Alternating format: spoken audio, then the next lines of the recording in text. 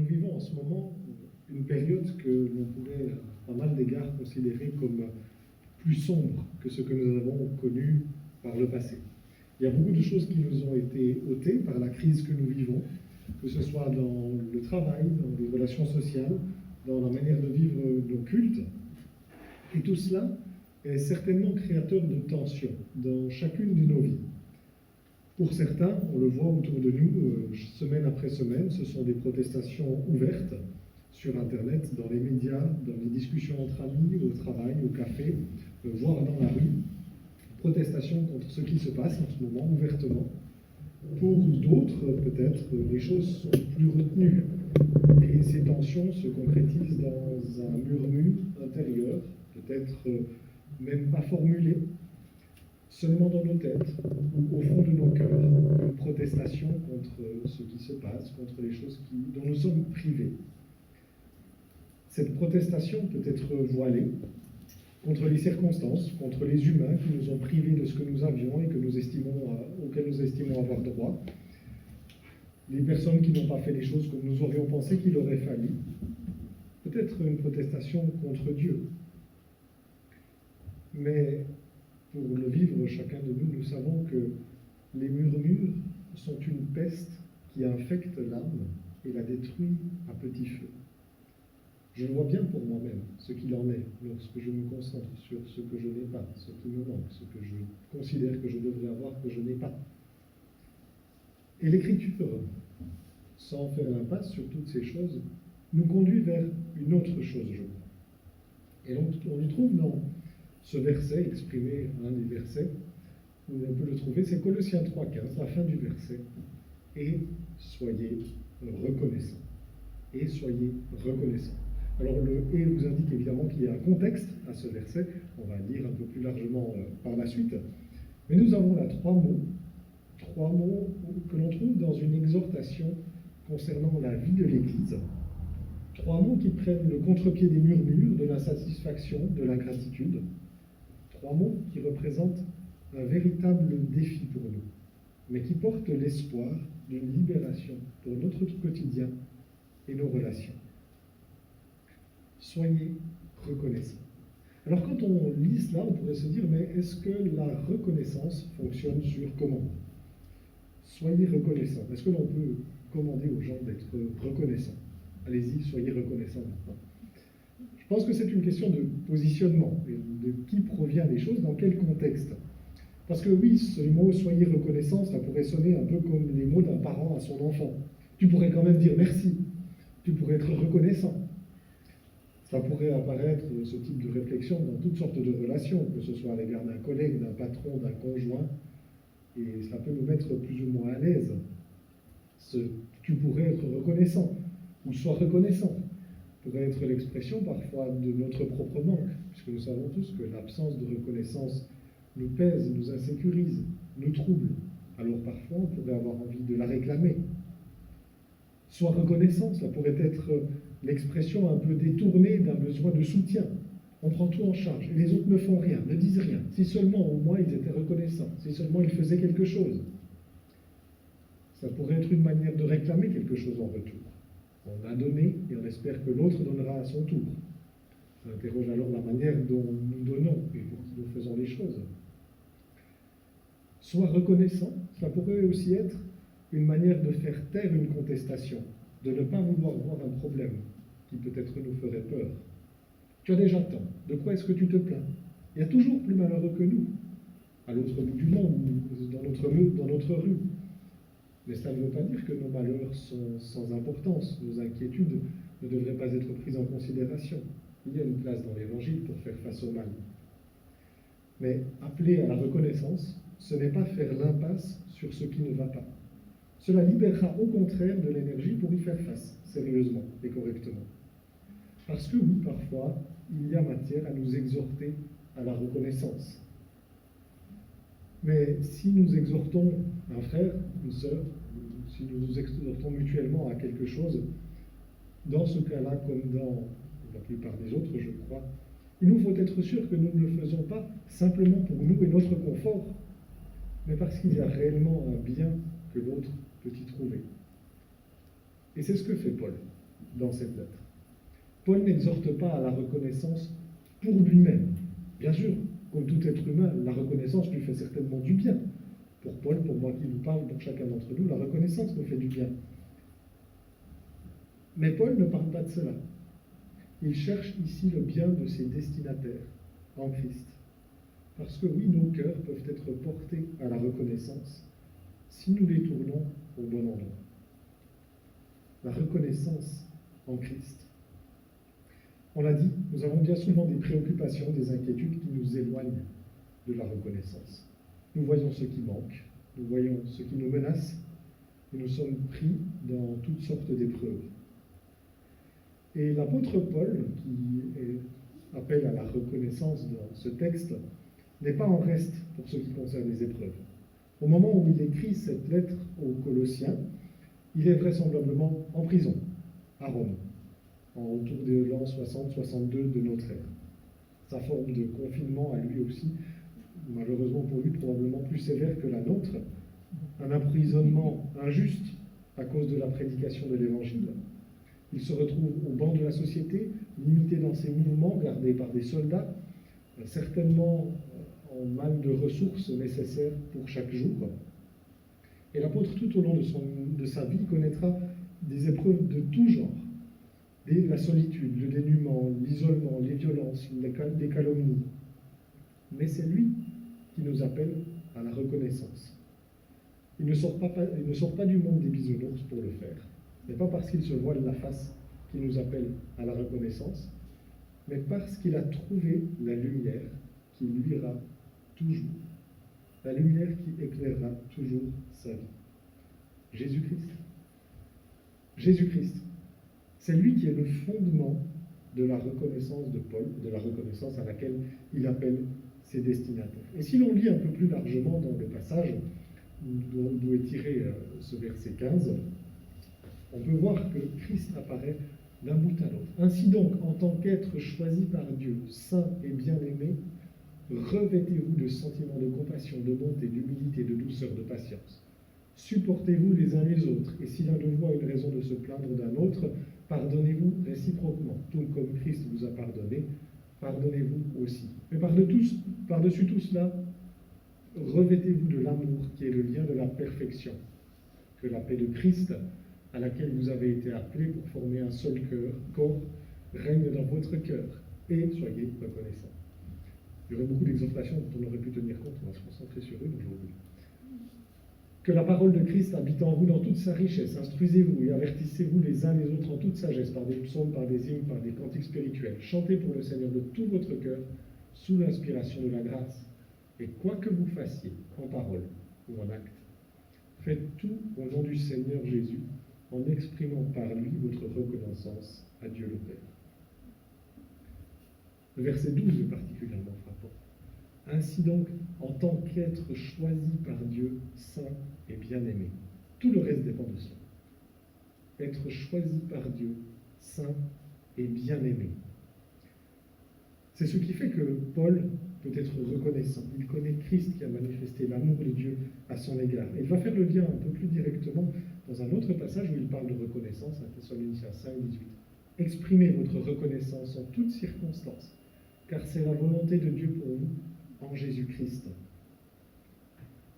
En Jésus-Christ, Dieu a voulu que nous puissions vivre une vie de reconnaissance, véritablement, en reconnaissance.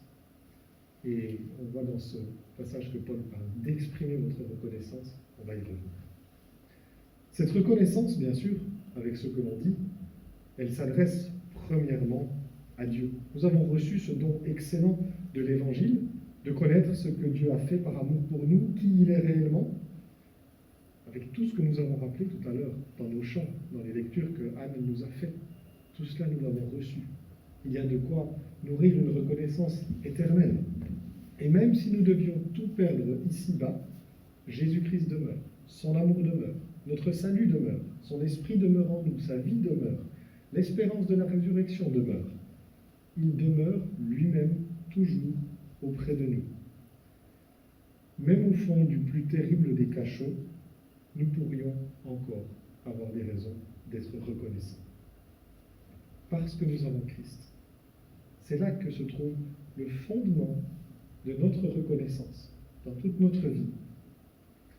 Nous exprimons cette reconnaissance par nos chants, par nos paroles, mais aussi et surtout peut-être par l'écoute de notre Dieu et par des vies transformées par lui.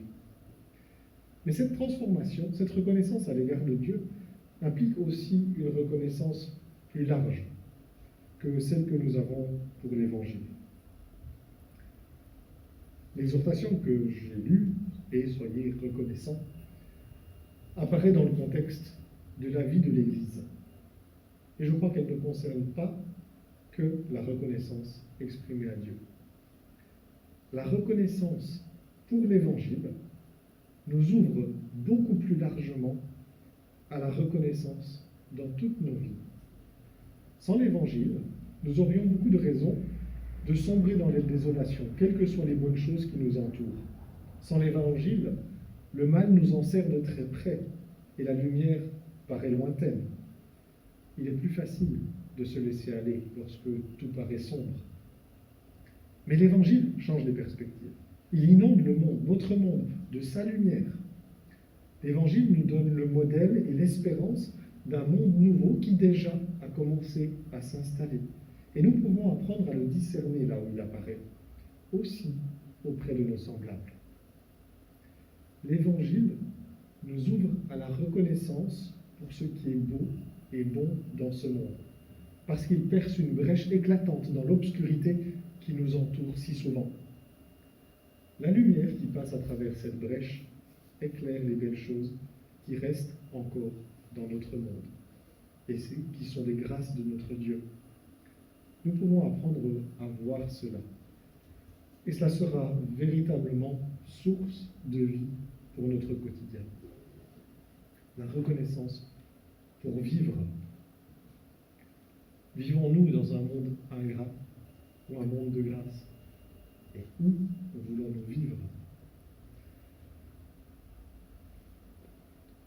Nous avons chanté tout à l'heure notre reconnaissance à l'égard de notre Dieu. Nous avons été exhortés en ce sens et nous sommes portés les uns par les autres vers cela. Mais tout à l'heure, nous rentrerons chez nous et puis nous vivrons notre semaine. Comment porterons-nous nos cœurs à la reconnaissance?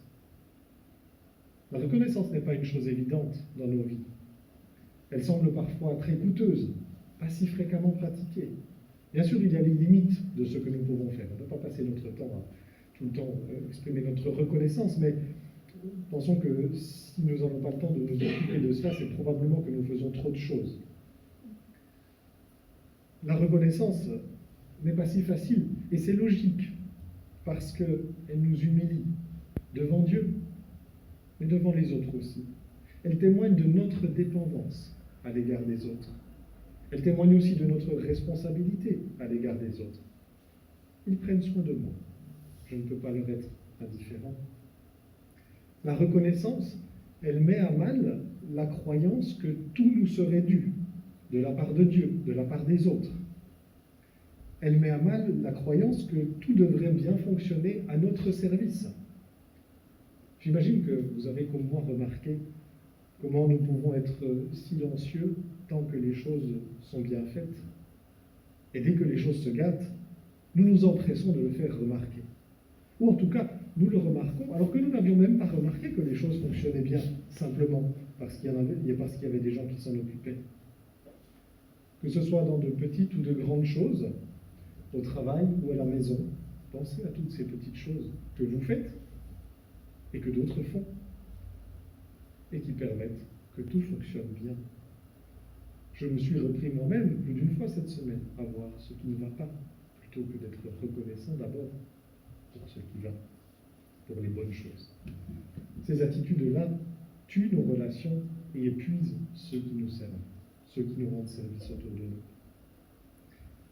La reconnaissance, finalement, nous nous en éloignons parce que elle abat la croyance que nous sommes les artisans de notre propre succès, pour peu que l'on se préoccupe de quelque chose de vain comme notre propre succès, mais parce que sans ce que nous avons reçu de nos parents, sans l'école qui nous a aidés à former notre pensée, sans les personnes qui nous ont encouragés, nourris, soutenus, sans l'État l'État belge ici, où nous sommes, qui offre des infrastructures, de la stabilité, sans les médecins qui nous ont soignés, et sans tous ceux qui ont précédé pour construire cela, sans Dieu qui tient toutes ces choses dans sa main, nous n'aurions rien fait, nous ne serions rien. Il nous faut donc ouvrir les yeux avec l'Évangile sur le fait que nous vivons dans un monde de grâce, au contraire. Un monde de grâce. On l'a rappelé, en Christ, nous avons tant reçu. Malgré le péché, Dieu patiente et continue à nous offrir ses bienfaits. Et plus encore, il permet que nous trouvions le salut en Jésus-Christ. Mais il nous faut reconnaître ce que nous avons reçu plus largement.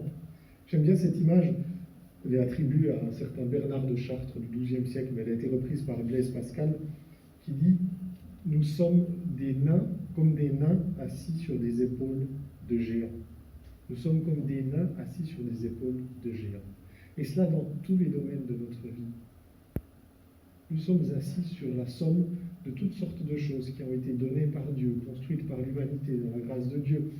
Et si nous voyons peut-être un tout petit peu plus loin que le géant qui est en dessous de nous, ce n'est pas grâce à nous.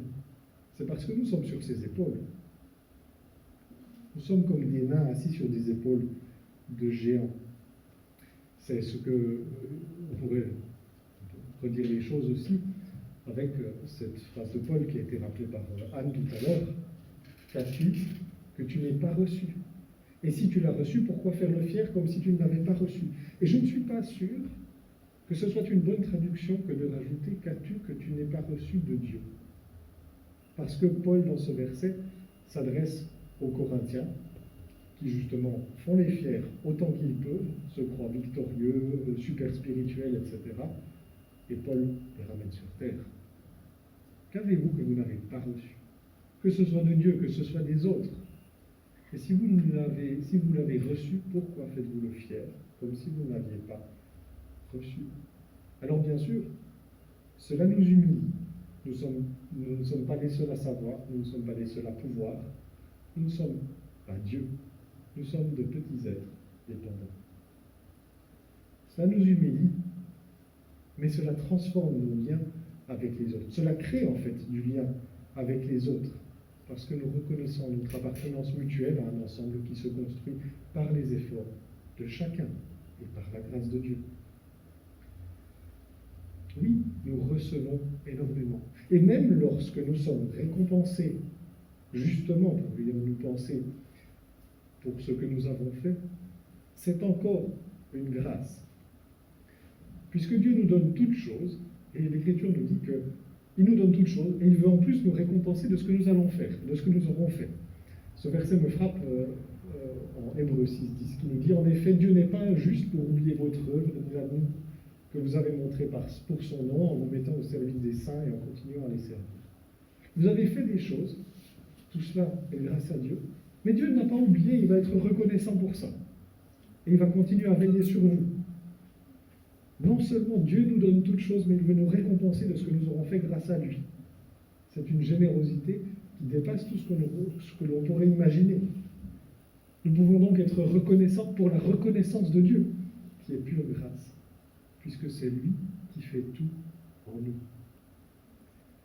La reconnaissance, véritablement, nous ouvre à vivre toutes choses autrement, sortir du mécontentement et de la critique permanente pour ouvrir les yeux sur la grâce. Ce qui nous manque ne nous était pas dû, pas plus que tout ce que nous avons reçu. Et pourtant, nous avons reçu tant de choses. Alors comment ferons-nous cela en pratique, finalement, la reconnaissance en pratique? En grec comme en français, quand on parle de reconnaissance, il y a deux aspects. Il y a le sentiment de reconnaissance. Je me sens reconnaissant pour telle chose. Je ressens que j'ai reçu quelque chose de bon et je suis heureux d'avoir reçu cela. C'est le sentiment que j'ai réellement quelque chose de bien. C'est un sentiment qui fait du bien. Quel bienheureux je suis d'avoir tant reçu. Et cela, ce sentiment, nous pouvons l'expérimenter certainement en revenant à l'Écriture, en relisant ce que Dieu a fait pour nous. Mais il y a un autre aspect du mot reconnaissance qui est l'expression de ce sentiment, le fait de dire notre reconnaissance, se le dire à soi-même, quel chanceux je suis, le dire à l'autre aussi, notre reconnaissance.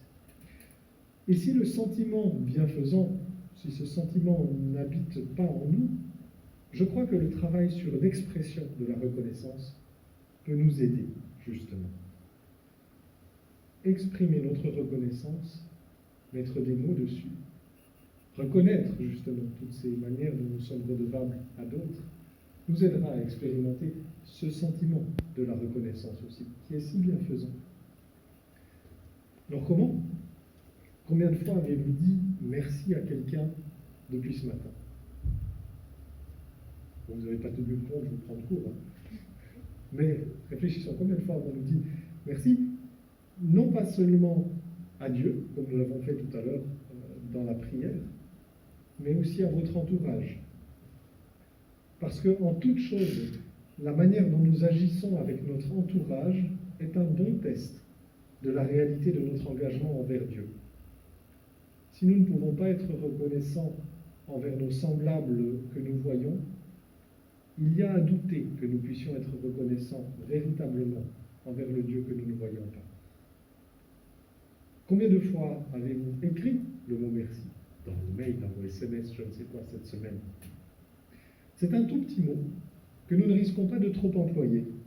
Je me souviens que pendant nos études à la faculté, il y avait deux étudiants chinois qui nous expliquaient qu'ils étaient un peu étonnés de nous voir nous dire merci les uns les autres assez facilement.